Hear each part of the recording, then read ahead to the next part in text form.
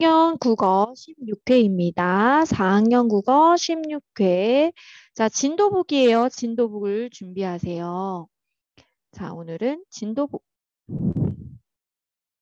단원평가 부분이네요. 6단원. 우리 평가북 하다가 이제 또 진도북을 먼저 쭉 하고 시간이 되면 또 평가북 마무리하겠습니다. 자, 선생님이 미리 이렇게 체크를 다 해놨는데 여기 신분제도 있다. 이런 거 좀 잘 봐야 되고 기생의 신분에서 벗어났다. 그때 시대 상황이 신분 제도가 있다. 2번과 관련된 거였죠. 그 다음에 여기는 지금 1번과 관련된 건데 여기에서 이제 뭐 가난한 선비 집안에서 태어나고 부모님이 일찍 돌아가셔서 기생의 수양딸이 됐다. 수양딸이라는 거는 이제 입양이 된 거예요. 친척의 집에 그냥 이제 입양이 된 거예요. 그래서 이제 1번 내용에서는 나오는 뭐 기생이 되었다 이런 내용은 없어요. 그 다음에 이제 김만덕이 이제 신분을 되찾은 다음에 제주도의 특산물을 적당한 가격에 사들일 수 있는 김만덕의 객주집으로 사람들이 몰려들었다고 합니다. 그래서 돈을 좀 안정적으로 많이 벌었던 것 같아요.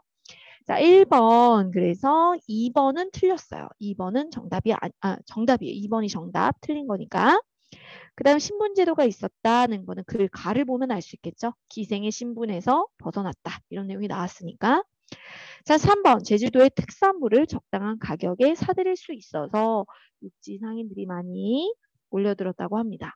자, 4번에 김만덕의 말과 행동을 통해서 이제 김만덕이 마지막 부분에 보면은 굶주린 사람들에게 곡식을 나눠주라고 자기 재산을 이제 재산으로 곡식을 사서 나눠줘라 뭐 이런 게 있었어요. 그래가지고 베푸는 삶을 중요하게 생각했습니다. 아마도 이제 다른 나라에서 사왔을 수도 있고요. 자, 5번에 그래서 여기 또 다른 내용이 나오고 있는데 이제 정약용인데 이때 딱 들어보니까 흉년이 들어 먹을 것도 없는데 사또가 욕심을 부려서 힘들다. 세금을 왜 걷느냐 뭐 이런 내용들을 딱 들었어요. 그래가지고 벌을 했습니다. 먹을 것도 없는데 세금을 걷고 자기가 가졌어요. 그거를. 그 다음에 6번에 정약용이 무슨 일을 했나 잘 생각해보면 백성의 어려운 삶을 지켜보면서 백성에게 도움이 되려고 맡은 일을 열심히 했습니다. 자, 그리고 여기서 이제 7번 내용에 대한 게 본문에 나오는데 말을 할 수 있을 것이라는 희망을 버리지 않고 끊임없이 노력을 했어요.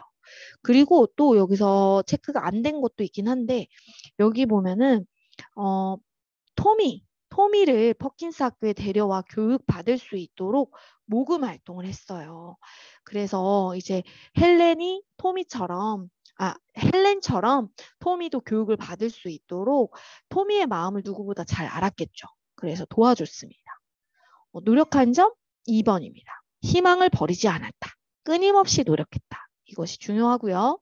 자, 8번에서는 점자를 발명한 내용은 없어요. 점자가 뭐냐면은 여기 손으로 만지면 오돌토돌하게 종이가 올라와 있는데 그거를 느끼면서 글을 읽을 수 있는 거예요. 눈으로 못 보니까.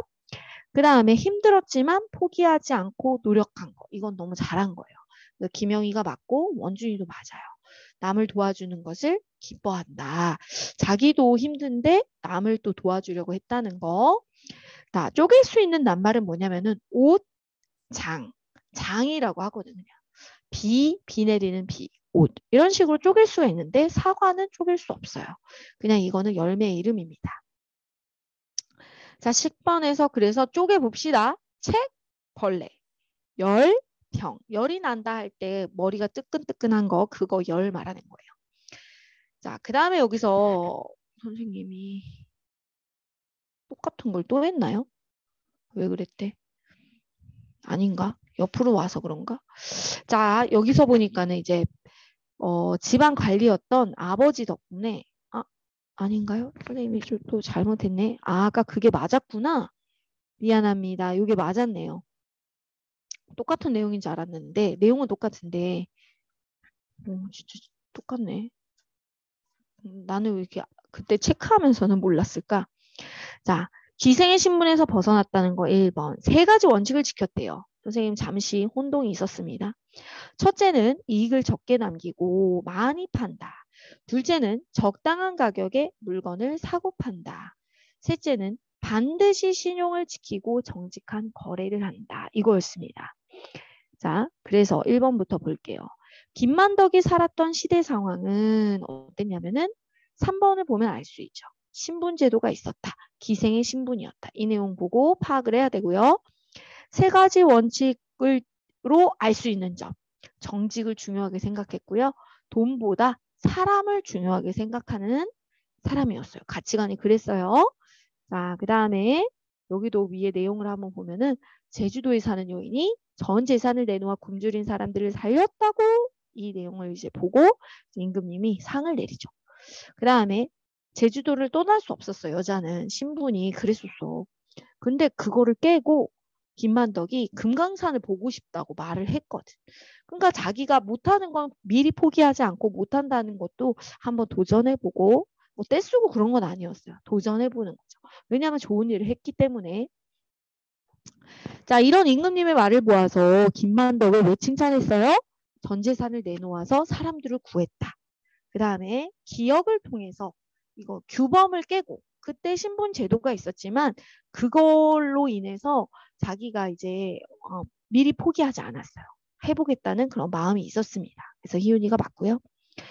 자, 과거로 가서 김만덕을 만난다면 물어보고 싶은 거를 한번 물어봐라. 만약에 그때 사람들이 굶어 죽을 위기에 처하지 않았다면 재산을 어디에 썼을 것 같습니까? 라고 물어볼 수도 있겠죠. 뭐 여러 가지 물어볼 거야 많죠. 자, 그 다음에 이제 6번과 관련이 있는데 백성이 아침부터 해가 떨어질 때까지 한시도 쉬지 않고 일했지만 늘 배불리 먹지 못했다고 합니다. 자, 그래서 이게 책을 보면서 실학, 학문의 이름이에요. 학문의 실학, 실용적인 학문이거든요. 그래서 성리학은 사람이 바르게 살아야 하는 도리에 대해서 가르치는 거였다면 실학은 잘 먹고 잘 살 수 있는 거에 대해서 가르치는 내용이에요. 그래서 그런 것들을 좀 봤고요. 그 다음에 돈을 줄이면서도 백성의 수고를 덜 수 있는 방법을 찾아보라고 임금님이 정조 왕이 명령을 했는데 그렇게 했습니다. 그래서 거중기를 만들게 되었어요. 발명을 한 거죠. 과학적으로. 실학을 통해서. 그 다음에 암행어사로 일하는 동안 지방관리가 어떤 마음을 가져야 하는지 깊이 생각했다고 합니다. 자, 그래서 그때 시대 상황은 한시도 쉬지 않고 늘 배불리 먹지 못했다. 한시도 쉬지 않고 일했는데도 실학, 7번에는 실학이에요.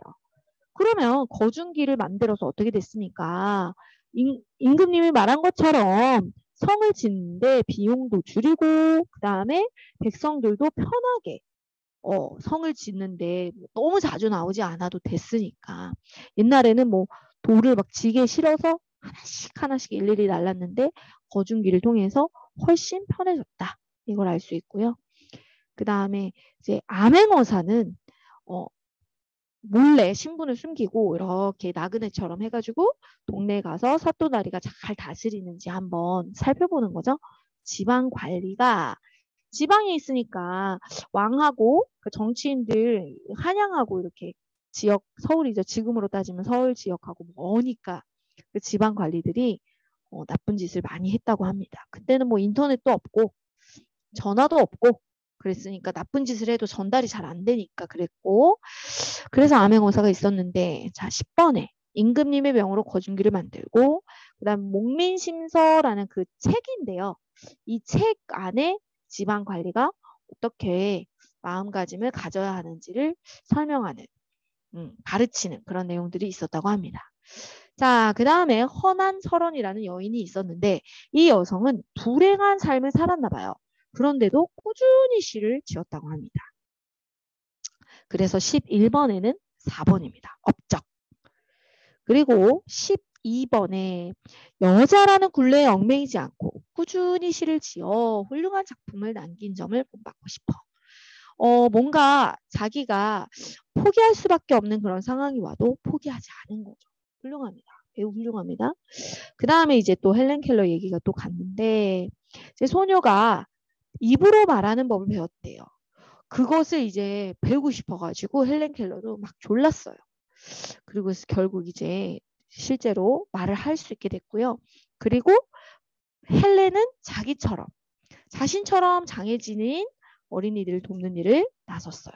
선생님이 원래는 깨끗한 책으로 다 스캔을 떠났었는데 뭔가 중간에 하나가 안 돼 있는 게 있어서 다시 했어요. 선생님이 너네들한테 이게 스캔을 하기 전에 다 깨끗한 걸 스캔을 해놨기 때문에 근데 낙서를 막 했는데 다시 이렇게 하는 바람에 좀 낙서가 있어서 미안해. 헬렌은 무엇을 배우게 해달라고 했냐면 입으로 말하는 법을 배우게 해달라고 했어요. 토미는요. 얘도 가난하고 어리고 부모님도 없고 자기보다 더 안 좋아. 부모님이 없어. 그럼 돈이 없잖아. 그러니까 그 장애를 극복할 수 있는 후원자가 없으니까 모금 활동을 나선 거죠. 그런데 토미를 돕기 위한 거죠. 헬렌을 돕기 위한 게 아니라 토미를 돕기 위해서 헬렌이 모금 운동을 한 겁니다. 자, 헬렌에게 본받을 점은 자신도 장애 때문에 힘들 텐데 남까지 도와주려고 한 점, 그리고 도와주는 것 자체를 기뻐한 점, 이런 것이 참 본받을 점입니다. 자, 그리고서 뒤로 가서, 옆으로 가서 20년 뒤에 자신이 어떤 시대 상황에 있을지 상상해봐라. 교통수단이 발달해서 자동차가 하늘을 난다. 예를 들면 이런 거죠. 그래서 이렇게 여러 가지 이제 상황들이 있는데 좋은 점도 있지만 뭐 나쁜 점도 있겠고 그래서 이런 거를 예상을 해보는 거예요. 환경오염이 많이 돼서 뭐 이런 것도 예상할 수 있겠고요. 그러면은 변화된 미래에 이렇게 환경오염이 많이 되면 어떤 걸 하고 싶냐? 뭘 하고 싶습니까? 대체 에너지 개발. 대체 에너지는 환경을 오염시키지 않고도 에너지를 사용할 수 있는 태양열 같은 예를 들면 그런 에너지들을 많이 개발해 보는 거죠. 과학자가 돼서 그리고 어려움이 있어도 포기하지 않고 그것을 개발해서 지구의 물과 공기를 맑게 만드는 데 힘쓰는 과학자가 되고 싶다. 이래도 되고요. 이렇게 거창하지 않아도 자기가 환경운동가가 되어서 더 아껴 쓰고 깨끗하게 환경을 지키겠다. 이래도 됩니다. 자, 미래의 자신이 하고 싶은 일은 이제 미래 시대 상황을 생각을 해봐야 돼. 그때 되면은 이제 최첨단, 뭐 지금보다 늘 계속 최첨단이겠죠. 그런데 환경은 굉장히 오염되고 오존층 파괴되고 그래서 대체 에너지 개발이 필요해질 거다라고 예상을 한 거예요. 그러면 이 개발이 이제 돈이 엄청 들기 때문에 돈이 적어서 어려움을 겪을 거다. 그래서 어떻게 이겨낼 거냐? 모금을 하는 거죠. 연구비를 모금을 해야 됩니다. 이런 좋은 뜻을 전달하고 그리고 내가 이루어낸 일을 결국에는 그렇게 할 거다. 상상해 보는 거예요. 어려움을 참고 견뎌서 환경을 깨끗하게 해서 좋은 평가를 받게 될 거다. 이렇게 예상을 해보는 겁니다. 자, 이제 7과로 가서 조금 두 쪽만 하면 되겠습니다. 자, 가볼게요. 자, 1번. 여기 독서 감상문을 쓰고 싶은데 독서 감상문을 막 그냥 시시콜콜한 만화책 같은 걸로 쓰지 않아요. 여러 가지 깊은 뜻이 담겨진 생각을 많이 하게 되는 책을 고르고요. 그리고 새롭게 알게 된 내용이 많은 책을 고릅니다. 그래서 1번에는 1번, 3번이 맞습니다. 자, 그대로 옆에 나와 있죠. 그 다음에 감동받은 부분을 찾는 방법은요. 뭔가 질문이나 생각이 많이 생기는 내용, 이것도 괜찮아요. 그리고 일어난 일과 인물의 행동, 마음에서 인상이 깊었던 거, 뭔가 마음에 와닿는 부분을 찾아야 됩니다. 그런데 화나거나 슬프거나 뭐 이런 감정을 찾을 필요는 없어요. 화나는 거는 감동을 받은 게 아니기 때문에. 자, 3번에서 독서 감상문에서 나타내고 싶은 생각은 앞으로의 다짐이라든지 왜 이 책을 읽었나 이런 것도 되는데요. 어디에서 썼나 이거는 독서 감상문에서는 쓸 필요가 없어요. 어디서 뭐 책을 읽었다 이런 거 뭐 일기를 쓴다면 모를까. 그 다음에 인상 깊은 장면에 대한 생각과 느낌을 써보는 게 좋겠죠. 자, 그 다음으로 넘어가서 자, 이게 뭐냐 어떤 사물이나 현상을 보고 느낀 것을 쓰는 게 감상문이에요. 그래서 책을 보고 느낀 거는 독서 감상문이고요. 여행을 갔다 와서 쓰는 거는 여행 감상문이라고 해도 됩니다. 그래서 기행문이라고도 하는데, 그리고 뭔가를 이제 전시회 같은 거를 갔다 왔다. 그러면서 전시회에 대한 감상문도 씁니다. 자, 여기 뜻을 한번 보고 올게요. 풍속이라는 거는 옛날부터 전해 내려오는 습관들을 말하는 거고요. 이슬바지는 이제 풀들이 이렇게 길이 있는데 풀들이 이렇게 축축축 옆에 나와 있어요. 이 좁은 길을 쫙 걸어가면은 이 풀들이 옆으로 이렇게 다리를 쫙 스치면서 이제 바지가 젖게 됩니다. 자, 더불어는 함께, 우리 더불어 사는 세상, 뭐 이러잖아요. 함께 사는 세상을 말하는 거고요. 한복판은 뭐길 한복판에 누워있다, 뭐 이런 거 하잖아요. 한복판, 정 가운데를 말합니다. 잠기는 거는 물 같은, 액체 같은데 푹 깊이 잠기는 그런 모양이죠. 자, 그래서 이번에는 우리는 한 줄로 이슬 바지를 걸어갔다. 여기는 길을 말하는 거기 때문에 그 길을 걸어갔다는 거. 이슬이 많이 옆에 있는 그런 길이요. 그 다음에 학급의 문제를 해결하기 위해 친구들과 함께 의논한 거기 때문에 더불어 의논했다. 그 다음에 정월대보름에는 잡곡밥을 먹는 것이 우리 민족의 풍속이다. 예전부터 그렇게 해왔던 거죠. 요새도 잡곡밥 먹죠. 먹기 싫어서 안 먹기도 하지만. 자, 한복판은 정 가운데라고 했죠. 그래서 니은이 맞고요.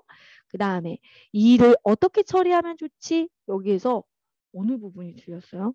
어떻게가 이 어떻게가 아닙니다. 어떻게 해가 줄어든 거긴 한데요. 여기서는 어떻게를 줄일 필요가 없어요. 그냥 어떻게 이거를 그대로 써야 돼요. 이렇게 써야 된다는 걸 밑에 내용이 나오고 있습니다. 아이고, 이번 주도 수고 많았어요, 여러분. 화이팅!